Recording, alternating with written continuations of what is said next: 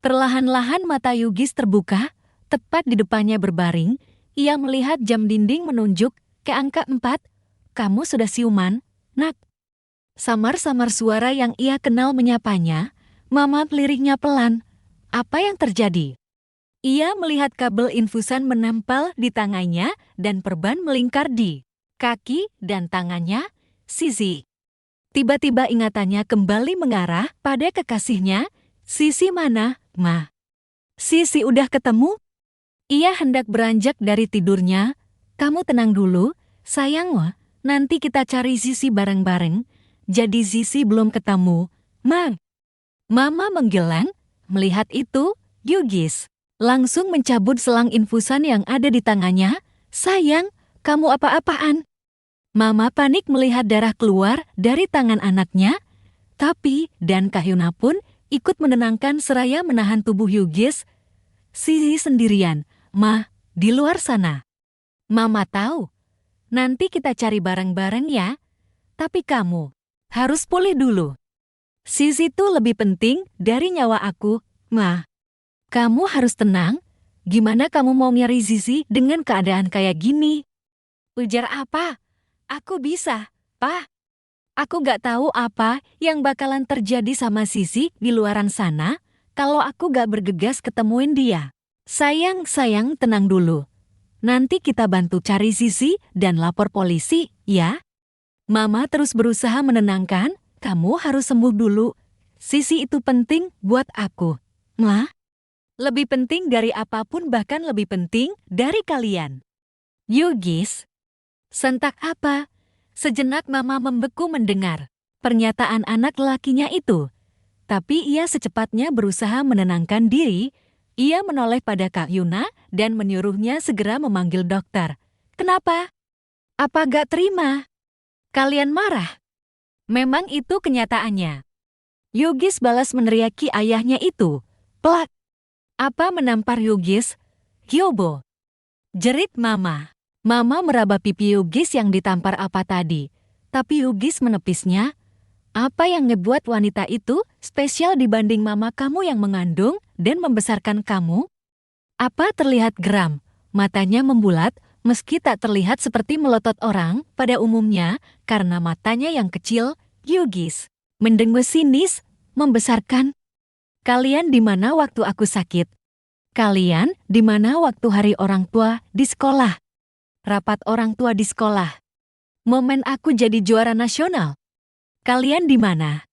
Apa pernah kalian datang di hari-hari penting aku? Pernah.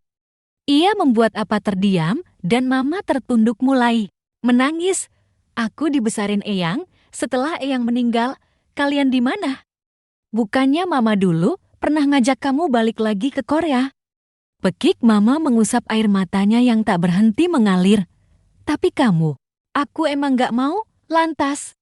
Kalau aku gak mau ke Korea, Mama juga gak mau nemenin aku di sini. Bagai ditusuk belati, hati Mama sangat sakit. Apakah itu yang selama ini membuat Yugi seperti membenci kami? Pikir Mama yang baru tersadar, Kuma Sisi yang ada di samping aku selama ini. Dia yang ada di momen-momen penting aku. Dia yang merawat aku waktu aku sakit. Dia ngajarin aku arti menyayangi. Bahkan dia yang menasehati aku buat gak benci sama kalian. Karena udah nelantarin aku. Mama memeluk Yugis. Maafin, Mama, sayang, bisiknya. Maafin, Mama mendengarnya. Sebuah es dalam hati Yugis mencair. Walau masih banyak keselain di hatinya, Mama gak tahu luka kamu sedalam ini. Mama gak tahu kamu terluka karena Mama, karena keegoisan kita. Kita terlalu sibuk mengejar harta, sampai-sampai kita tak sadar sudah mengabaikan harta yang paling berharga yang kita punya. Mama terseduh tak henti-henti. Air mata Yugis pun ikut terjatuh. Mama janji, Mama bakalan perbaikin ini semua. Tapi Mama mohon, tolong kamu sembuh dulu, baru kita sama-sama cari Sisi ya, sayang. Ya, sementara itu di luar, Doni dan yang lainnya menunggu dengan cemas. Sisi entah di mana dan Yugis mengalami kecelakaan, membuat mereka gusar. Iya, Mim, pasti kita kabarin. Una menutup teleponnya. Ia baru saja mengabari kalau Hugis mengalami kecelakaan dan memastikan kalau Hugis tak membawa kabur Zizi. Ia menghela nafas berat. Sementara Liana dan Nadira dari tadi merengek cemas, bahkan mereka menangis karena mengkhawatirkan Zizi. Kasihan Zizi kelaparan dan kedinginan di luar sendirian. Rengek mereka, apa kita broadcast mesake aja ya? Saran Doni saat Luna terduduk lemas di dekatnya. Broadcast. Iya, kita share ke grup-grup WA yang kita punya. Kalau perlu kita share di FB juga. Bukan apa-apa 24 jam waktu yang cukup lama loh. Kita baru bisa lapor polisi jam 10 malam nanti. Sementara dalam kurun waktu, selama itu, apapun bisa terjadi sama Zizi. Jelas Doni, boleh juga itu. Liana mengusap air mata di pipinya. Gue bakalan share grup-grup alumni sekolah SD sama SMP gue. Kalau perlu, grup-grup keluarga juga, grup komunitas. Tambah Nadira. Iya pokoknya semua grup dan kontak yang kita punya, tegas Doni meyakinkan Luna. Luna mengangguk pelan. Boleh? Apapun lakuin sebisa kita. Soalnya, maminya Zizi udah ngehubungin saudara-saudaranya di kota yang paling deket dari sini. Semuanya bilang Zizi nggak ada sama mereka. Mereka pun segera mengeluarkan ponsel mereka. Sesuai rencana, mereka share berita kehilangan Zizi di grup WA dan FB. Tak lupa memajang foto Zizi juga. Matahari hampir terbit, mereka mulai kelelahan dan mengantuk. Mereka sudah berada di dalam ruangan VIP Yugis, menemani Yugis yang mulai tidur dengan tenang. Mungkin karena pengaruh obat yang diberikan dokter, Doni akan mulai memejamkan matanya. Ketika tiba-tiba ponselnya berbunyi, "Hei, Dim," sapanya dengan suara parau. Yang elang itu cewek yang kemarin kan? Yang sama cowoknya itu kan? Iya, itu. Dim, kok bisa? Gimana ceritanya? Ceritanya panjang, Dim. Pokoknya gue minta bantuan lo. Kalau lo ada info atau apa, cepet kabarin. Gue? Tenang aja, gue pasti kabarin lo. Gue bakalan share ke grup gue sekalian. Ok, thanks ya, bro.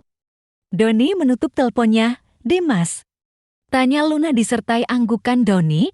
Sementara Liana dan Nadira sudah tertidur duluan. Nanti dia bantu share katanya. Ujar Doni. Luna menghela nafas.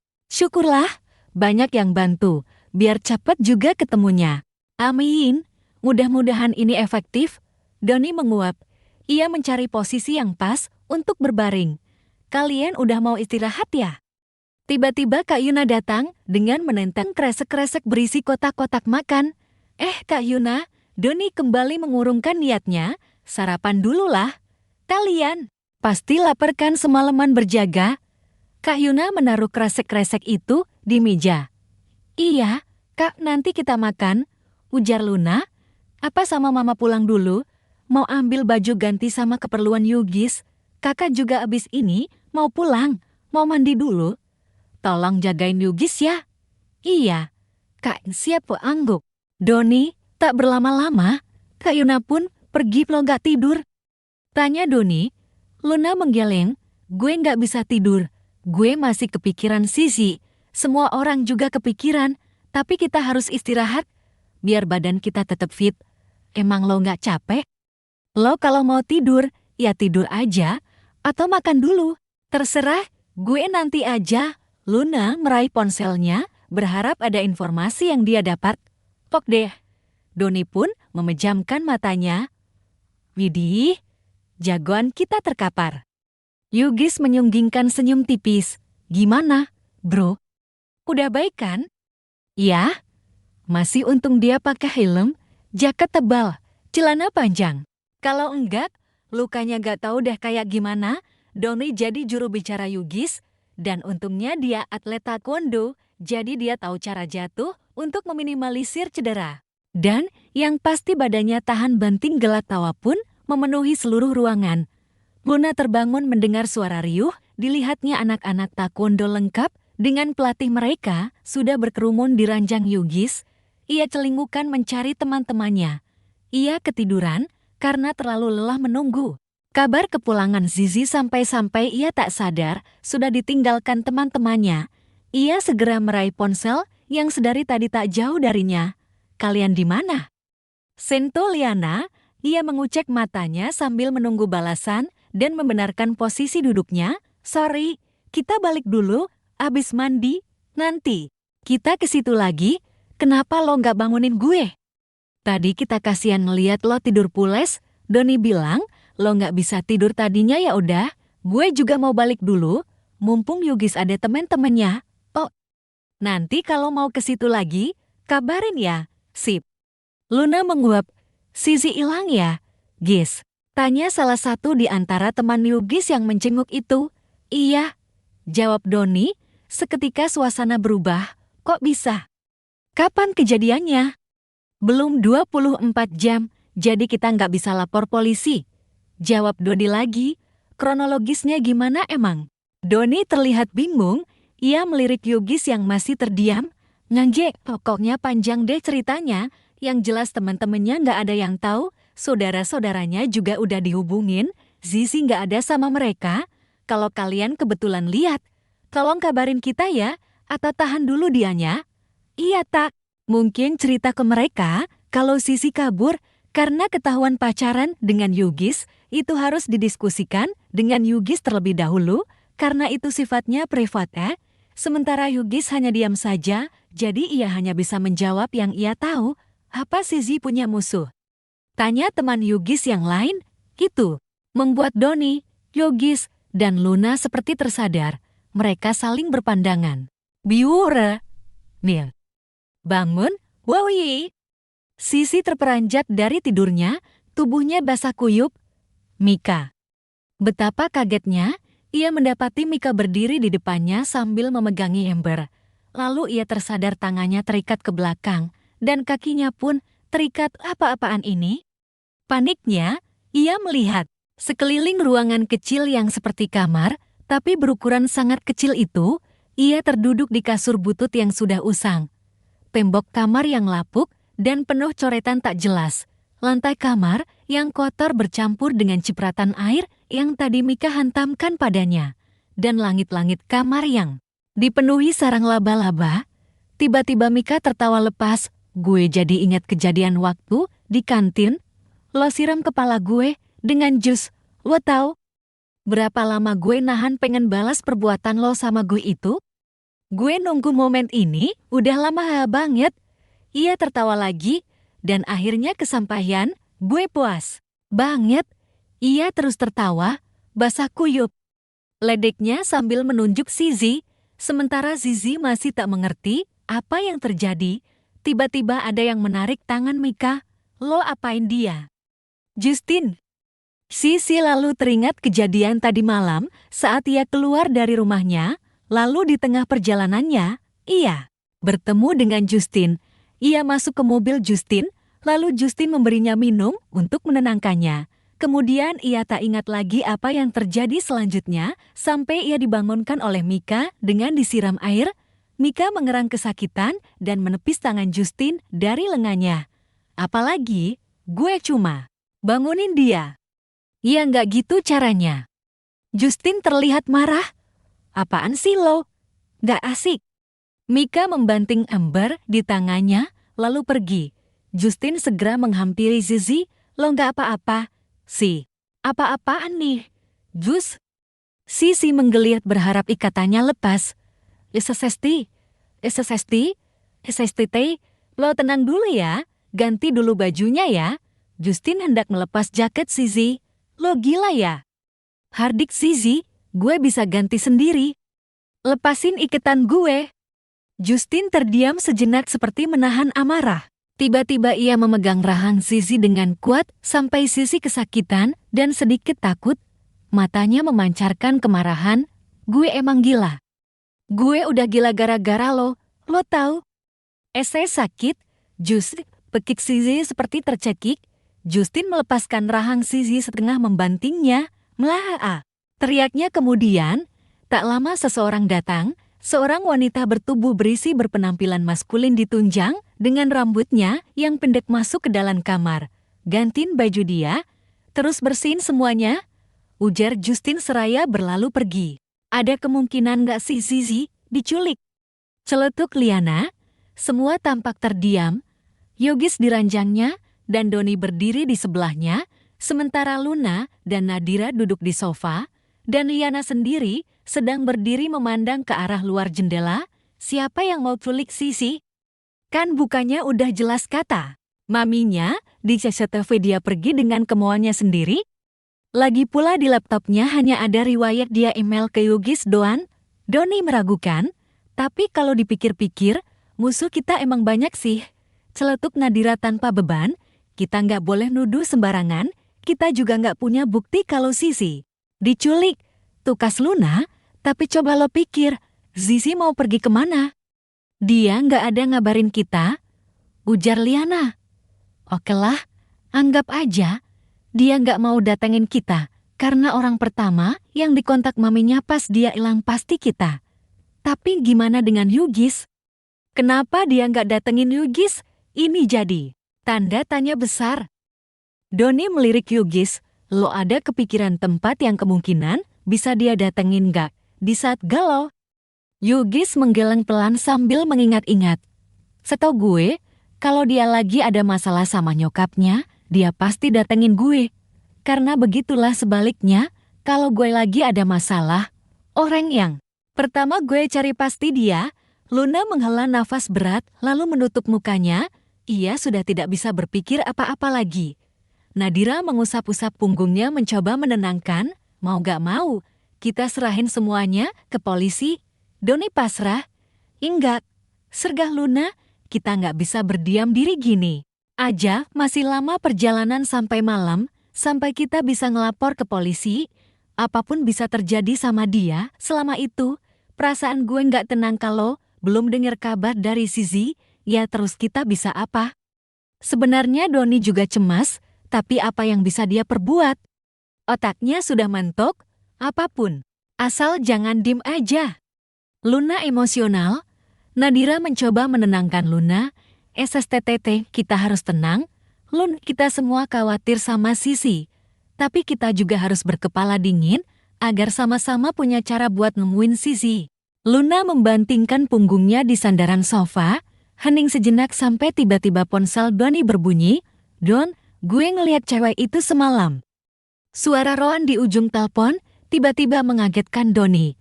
Apa di mana? Tanya Doni bersemangat. Semua memandang ke arah Doni berharap ada titik cerah. Semalam gue di pom bensin, gue pikir cewek itu cuma mirip. Pas gue liat broadcast lo, gue semakin yakin itu pasti dia.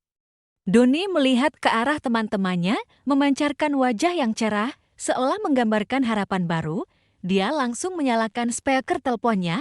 Terus-terus. Gue apal. Betul, jaket yang dipakai dia pas api unggun kemarin. Persis sama dengan cewek yang gue lihat di pom bensin, tapi cowoknya bukan yang kemarin. Dek. Semua terdiam, perlahan semua mata tertuju pada Yogis. Cowok siapa? Apa Sisi selingkuh? Seperti biasanya, Yogis hanya terdiam tak berekspresi. Doni menelan ludah. Cowok? Iya. Mobilnya Jimny, pas cowoknya buka mobil, gue ngeliat ada cewek yang lagi tidur di dalamnya. Gue perhatiin, kayak kenal tuh cewek. Itu pasti dia. Tidur? Tanya Doni ragu-ragu. Iya, tidur di sebelah kursi pengemudi. Jam berapa lo lihat dia? Sekitar jam 10 malam lebih lah. Doni melirik lagi ke arah teman-temannya. Itu memang jam-jam Sisi menghilang. Ini gue baru bangun, makanya baru lihat broadcast lo. Sambung Ran. Terus lo lihat mereka kemana? Ya kagak, orang gue cabut duluan. Seandainya dia kagak tidur, gue pasti nyapa dia. Oh, deh. Tapi kalau nanti lo ketemu dia lagi, kabar-kabarin gue lagi ya. Ah, siap. Doni pun menutup teleponnya. Gimana, guys? Kemungkinan besar itu emang Sisi.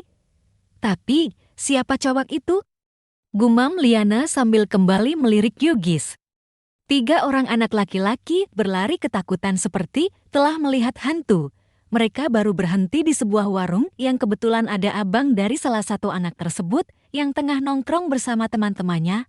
Kenapa lo? Kayak abis ngeliat hantu lo pada.